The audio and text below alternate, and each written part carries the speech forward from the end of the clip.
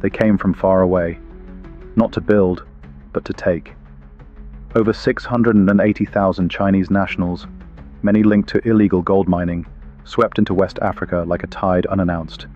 Rivers choked with mercury, children coughing from dust, hills blown open for necklaces sold across the sea. But Ghana didn't bow. It stood. One country, one law, one voice rose in parliament and roared, "No more." So here's the question, brothers and sisters. If Ghana can say no, what about the rest of us? Stay with us, because this isn't just another story. It's the future our ancestors dreamed of. If that matters to you, hit subscribe, not for the video, but for the vision. In just 2 years, between 2018 and 2019, Ghana received over 680,000 visitors from one nation, China. Not tourists, not students, but men with machines, men with maps, men with a mission that didn't need to be declared to be dangerous. They didn't arrive with guns. They brought excavators. They didn't storm borders. They slipped through them, backed by silence, covered by corruption, and protected by the oldest weapon of empire, economic desperation. And so began a quiet invasion, not of bullets, but of bulldozers.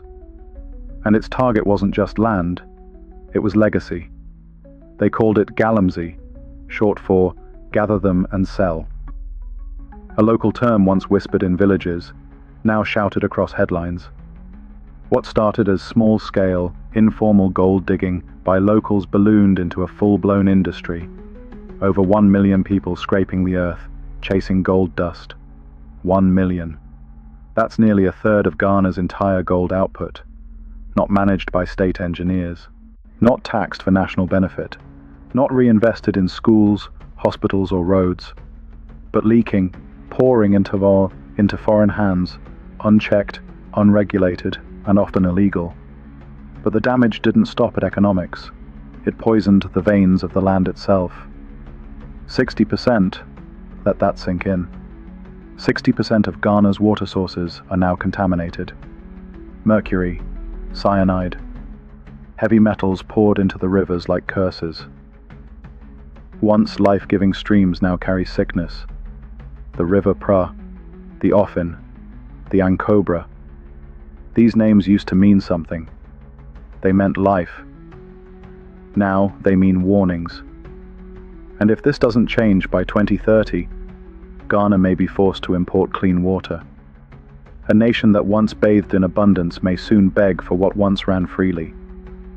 And no war was declared, no army invaded, no shots were fired. So let us ask, with the full weight of our history behind the question, how does a nation lose its rivers without a single shot being fired? We've seen invasions before. We've survived ships with chains, laws with loopholes, policies that dressed themselves as help but stripped us bare. We've seen front doors kicked down and churches burned. But this was something else. This was quiet, subtle, systemic, and some would say even more dangerous. Because when the enemy doesn't announce himself, when the theft comes dressed in business suits and stamped visas, when the gold in your soil vanishes, but the profits never pass through your hands, that's not just loss, that's erasure. And in Ghana, it didn't happen by accident, it happened by design. We'll dig deeper. We'll trace the laws, the loopholes, and the leaders who looked the other way.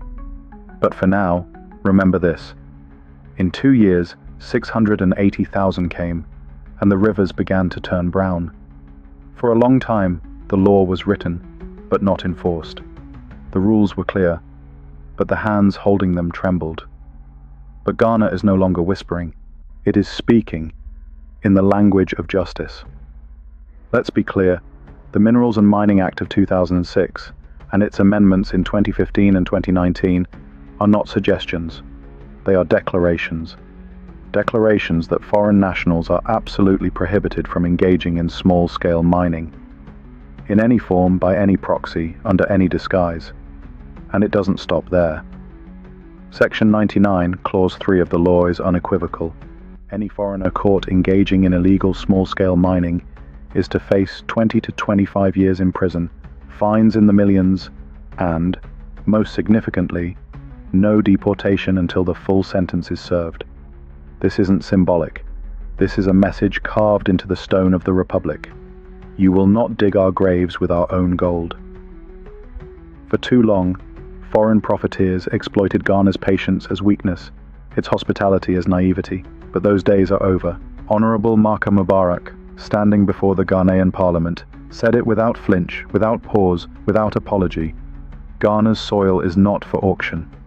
Let that echo, in every village where rivers run red, in every town where children cough mercury, and in every embassy where silence once passed for diplomacy. This isn't xenophobia, it's sovereignty. Let's compare, shall we? Every year, over 260 Ghanaian citizens are arrested in China, often for minor infractions, visa lapses, or overstays. And let's be real. No Chinese court offers leniency. No Chinese politician calls for dialogue. There are no cultural misunderstandings, only consequences. So why should Ghana, whose land feeds millions, whose minerals built empires abroad, be more forgiving with those who break its laws? This isn't about race, it's about respect, because law without teeth is poetry, and Ghana is done reciting. This is a new Ghana, one that has tasted the bitterness of polluted waters and decided never again. A Ghana that has watched its gold fuel cities it will never see and said, no more. A Ghana that sees in its soil not just minerals, but memory. The memory of ancestors buried in it, the memory of children yet to play on it, and the memory of a nation rising, not by mercy, but by mandate. So when the law speaks now, it does not murmur, it roars. And if anyone, foreign or familiar, believes they can still mine behind closed doors, buy silence with money, or twist laws with influence, they are mistaken. Because in this fight, the law is not the problem. The problem is whether we're bold enough to uphold it. By 2025, up to 30,000 Chinese nationals are believed to be operating illegally in Ghana's goldfields. 30,000. Let that number settle. Because this is not speculation, it's not fear-mongering. It's data, grim, stubborn, and undeniable. Back in 2013, over 4,500 foreign nationals were arrested and deported in a single wave of enforcement. Cameras rolled, statements were made, headlines blared, Ghana cracks down. But a decade later, the excavators are back. Louder, deeper, bolder. What happened? Between 2017 and 2018, the government launched Operation Vanguard, a military police task force dedicated to halting illegal mining. Over 1,000 illegal miners were arrested, and more than 3,000 pieces of equipment, excavators, water pumps, vehicles, were seized or destroyed. It was a show of force, a spark of hope, a declaration that Ghana's laws weren't just ink on paper.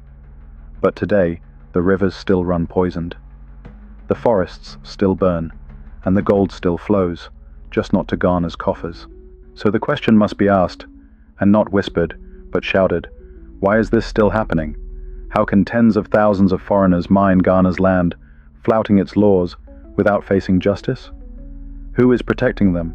Because somewhere between the courtrooms and the clearings, between the parliament and the pits, justice has gone blind, not by accident, but by arrangement. Let's speak plainly.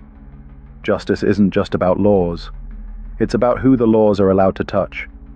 We've seen young Ghanaian boys thrown behind bars for petty theft, a loaf of bread, a mobile phone, but entire foreign mining operations can run for months, even years, before a single raid is launched. When they are caught, they disappear into bureaucratic fog, processing delays, missing documents, investigations ongoing. Meanwhile, machines keep digging, streams keep dying, and trust keeps eroding. So who benefits from the blindness? Some point to mid-level officials, local chiefs, district officers, immigration staff, whose silence can be bought cheaper than gold. Others whisper about bigger players, foreign embassies, investors, development partners, who apply pressure behind closed doors, asking Ghana to be reasonable. But how reasonable is it to poison your own people? How reasonable is it to trade rivers for favor, sovereignty for silence? Justice, in its purest form, must not blink, it must not tremble, and it must never discriminate. So let us ask, not just the government, not just the courts, but ourselves, do we believe justice should have one face for the foreigner and another for the child born beside the river they poisoned? If your answer is no, then say it with your spirit. Say it with your voice. Say it in the comments below. If you believe Africa's justice should have one law, not one for us and one for them, say Amen in the comments below. Because law without fairness is a performance. And Ghana and Africa deserve more than theatre. They deserve truth. They deserve balance. And they deserve a justice that finally sees. In the villages of Ghana's gold regions, the true cost of illegal mining isn't just counted in ounces of gold. It's measured in breathless children and poisoned harvests. Mercury has seeped into the rivers. Children playing by the banks now suffer chronic coughs that doctors trace to chemical exposure. In once thriving farmlands, crops wilt. The soil, once fertile, is saturated with toxins that no rainfall can wash away. One explosion tells the story plainly. Near a schoolyard, an unlicensed mining operation triggered a blast that tore through a field where children played. No war, no enemy flag, just a crater and silence. These are not isolated incidents. They are the echo of a nation that waited too long to act. Ghana loses over $2 billion every year to illegal mining. This isn't due to a lack of resources. The gold is there. It's not for lack of knowledge. The law is clear. What's missing is resolve. A refusal to confront what's become politically inconvenient, financially entangled, and morally corrosive. And it forces us to reflect beyond Ghana. In the United States, black communities have long felt what it means to be unheard. When lead poisoned the water in Flint, the response came late. When the levees broke in New Orleans, aid came slow. When injustice appeared, recognition lagged. Always too little, too late. Now, in Ghana, we see echoes of that same neglect. Except this time, we are the ones hesitating. We know who's mining illegally. We know where the rivers are being turned into sewers. Yet in boardrooms and official circles, the language remains cautious. Delicate, diplomatic. But how do you negotiate with devastation? This isn't just a matter of foreign policy. It's a test of principle. A people who once endured the cotton fields of oppression must decide. Will we allow our gold fields to disappear under the same quiet betrayal? Because what's at stake is not just land, it's legacy. The longer this continues, the deeper the damage. Not only to the environment, but to the soul of a country that once dreamed of standing tall, unaided, and unbought. Each gallon of poisoned water, each lost harvest, each unmarked grave near an abandoned pit. They remind us that silence has never protected us. Not in Mississippi, not in Accra. So we must ask ourselves, what does it mean to protect our own? To speak when it's unpopular, to act when delay is easier, to say with clarity and conviction, this land is not for sale. Because if we don't, who will? We were the survivors of cotton fields. Now will we watch gold fields vanish? No one is asking Ghana to close its doors to the world. But every nation has the right, and the responsibility, to guard what its ancestors died to preserve. Land, water, gold. These are not just resources. They are inheritances. Respecting borders does not mean rejecting people, but it does mean drawing lines when those who come to your table begin to steal from your plate. What's happening in Ghana is not unique. Across Africa, similar battles rage, often unspoken, often ignored.